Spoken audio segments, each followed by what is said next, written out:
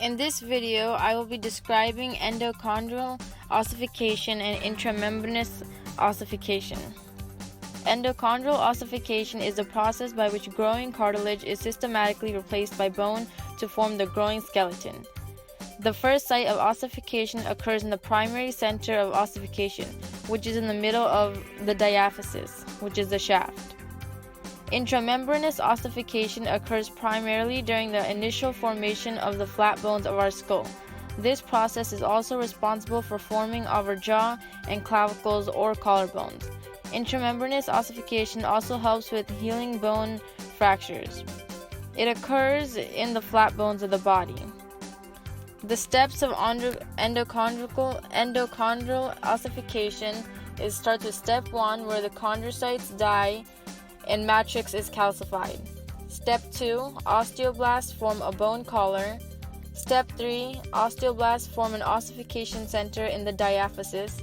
Step 4, osteoclasts break down spongy bone in the diaphysis and create a medullary cavity. And step 5, osteoblasts form an ossification center in the epiphysis. Cartilage in both epiphyses are replaced by bone with the exception of the epiphyseal line. For intramembranous ossification, it's step 1, an ossification center appears in the fibrous connective tissue membrane. Step 2, bone matrix is secreted within the fibrous membrane. Step 3, bone and periosteum form. Step 4, bone collar of compact bone forms and red marrow appears.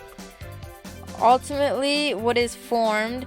Endochondral ossification is a process of bone development from hyaline cartilage, which creates bones found in the appendages.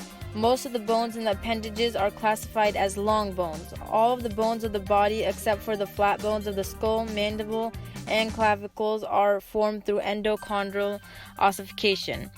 And intramembranous ossification forms flat bones such as the skull, mandible, pelvis, clavicle, and the